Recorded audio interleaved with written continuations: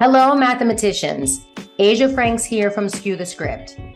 Today, we'll be thinking about post-high school plans and whether or not college is actually worth the cost. Let's skew it.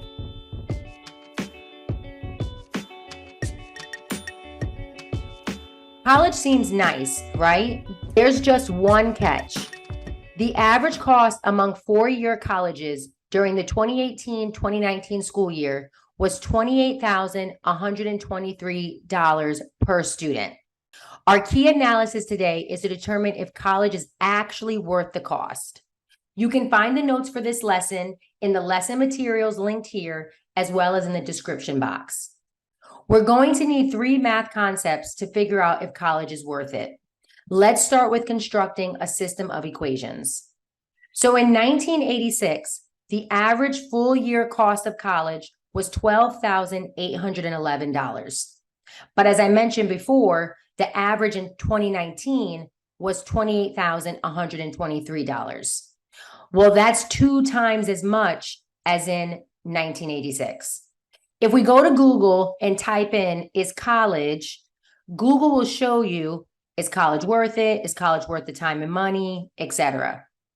To determine if it's worth it, we have to think about the benefits of a college degree versus a high school degree.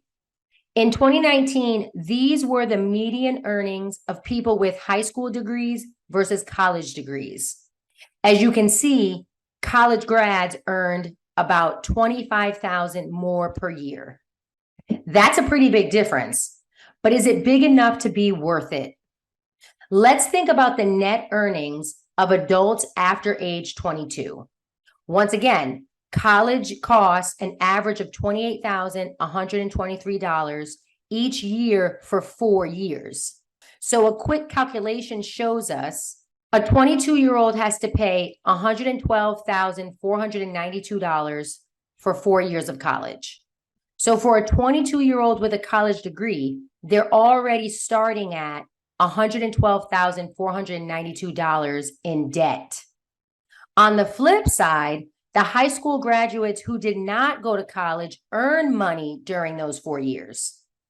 The median salary for adults with only high school degrees was $38,698.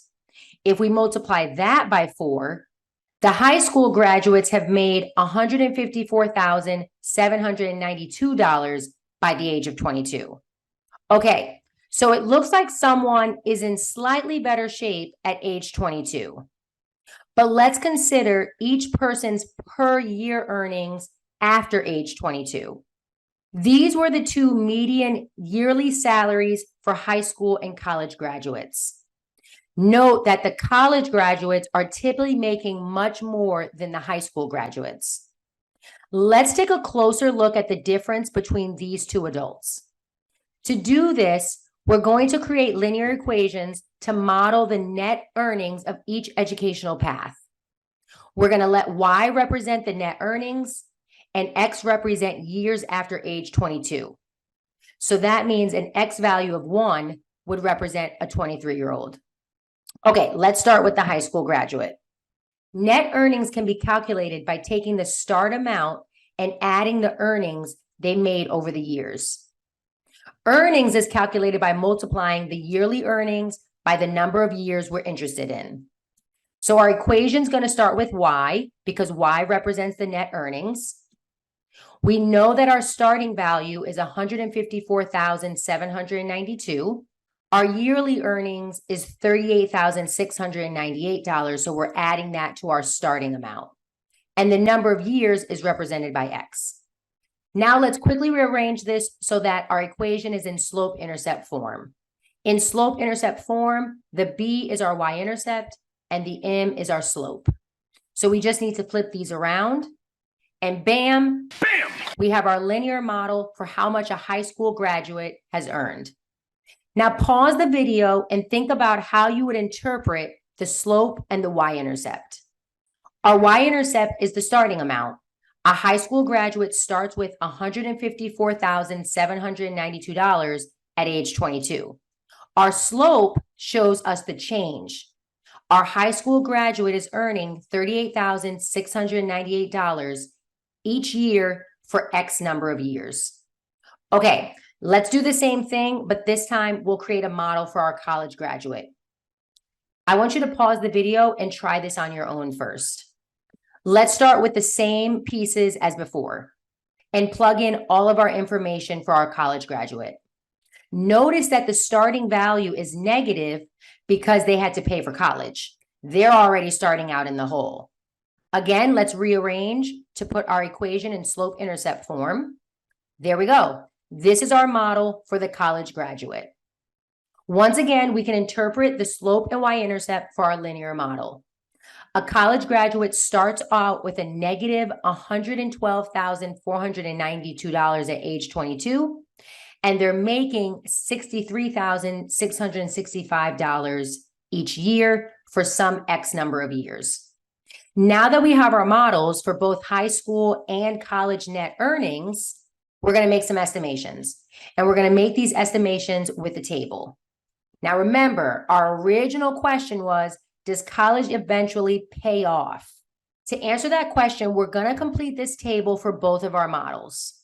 As a reminder, here are our two equations. At year 0, our adults are 22 years old. If we want to find the net earnings, we're going to plug in 0 for X, like this, which we don't really need to do this because we know the starting amounts, but it's always good to check. So looking at our table, this is where our graduates are at the age of 22. It's the starting amount. Now let's see what happens after year 1 when they're 23 years old. We plug in 1 for both of the X's. We do some calculations, and we get that our college graduate is still in the hole because they have a negative amount, but not as quite as bad as it was when they were 22. Pause the video and do the calculations for year 2. Once again, we do some quick calculations after plugging in 2 for X.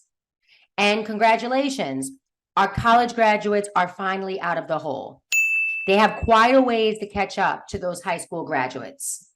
So from this table, we can see that the college student's net worth is positive after 2 years out of college. Each year, that amount is going to increase by $63,665 because that's our slope. And our high school graduates are going to increase by $38,698 because that's the slope for that model. But we can use our model to jump and see later years. So for year 10, we're going to substitute in 10 for X, do our calculations, and see that the college grads are still trying to catch up to the high school graduates. We're going to do the same for 11 years and the same for 12 years. So pause the video and reflect. By what year does the college path have higher net earnings? So it looks like at year 11 or age 33, the college grads have finally made more than the high school graduates. The table was really helpful for estimating and identifying when the college degree became worth it, but let's see what we notice with a graph. For each model, let's graph the net earnings over time. We'll start with the high school model. Our x-axis is years after 22, and the y-axis is the net earnings. So here's our first couple of points. That trend is going to continue following the same pattern. Pause the video and try graphing the first 3 college points. Once again, the trend we see here will continue. So here are our 2 models. Which graphical feature shows you the net earnings at the start? And which path starts out with higher net earnings?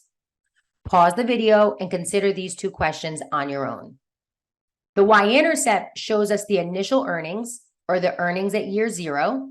This is the spot where each line crosses the y-axis. And it looks like high school has a higher net earnings at the start.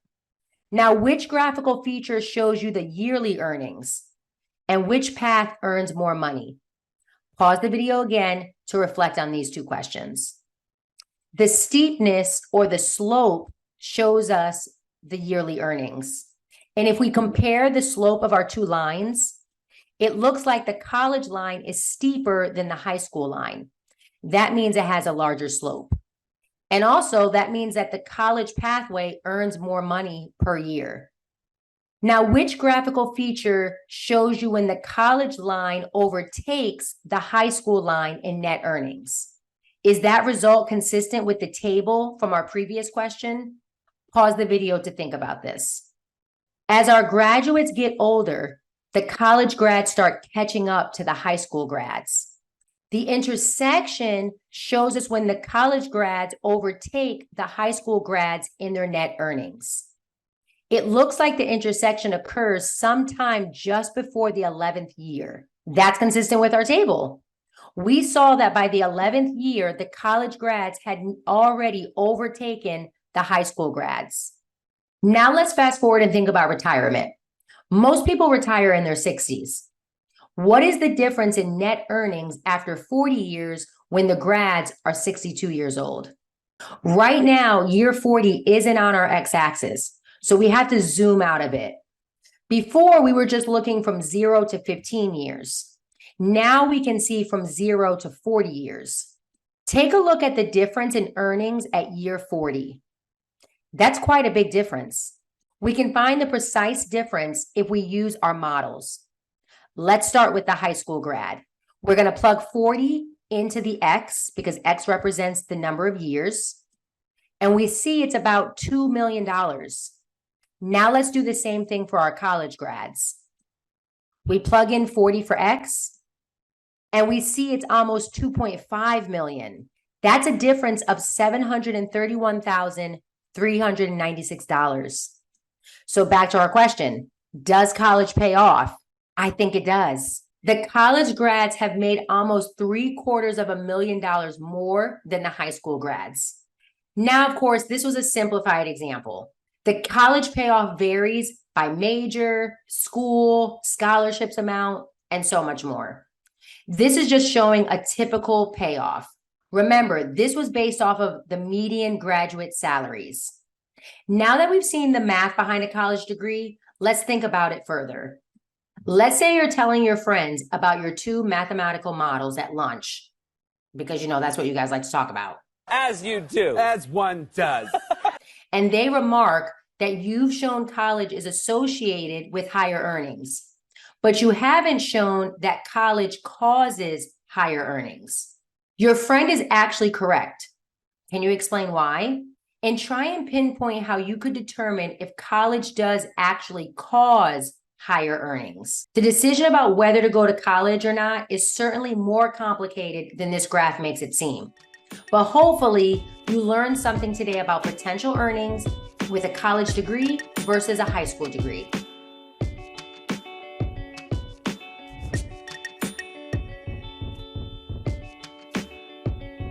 To explore whether college had a causal impact on wages. Oh my gosh.